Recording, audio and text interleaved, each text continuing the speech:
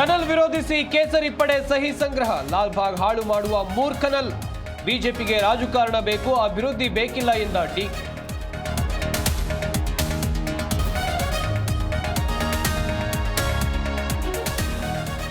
ಬಾಗಲಕೋಟೆಯ ಪಿಕೆಪಿಎಸ್ ಚುನಾವಣೆ BJP Congress ಕಾರ್ಯಕರ್ತರಿಂದ ಬಡಿದಾಟ.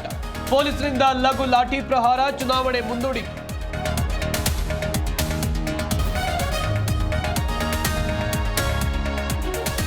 ವಿಜಯನಗರದಲ್ಲಿ cylinder ಸ್ಫೋಟ ಪ್ರಕರಣ. ಮೃತರ ಕುಟುಂಬಸ್ಥರಿಗೆ ಮನೆ ನಿರ್ಮಾಣ, ಗಾಯಾಳುಗಳಿಗೆ ಪರಿಹಾರ ಹಣ ಕೊಟ್ಟ ಸಚಿವ ಜಮ್.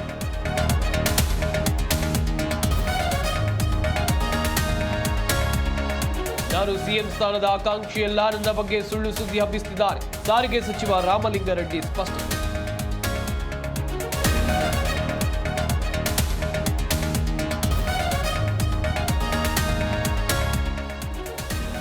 ಮಹಿಳಾ ವಿಶ್ವಕಪ್ ಫೈನಲ್ ಪಂದ್ಯಕ್ಕೆ ಕ್ಷಣಗಣನೆ. ಟ್ರೋಫಿಗಾಗಿ ಭಾರತ ದಕ್ಷಿಣ ಆಫ್ರಿಕಾ ಕಾದಾಟ. ಗೆಲುವಿಗಾಗಿ ದೇಶಾದ್ಯಂತ ಶುಭ ಹಾರೈಕೆಯ ಮಹಾಪೂರ.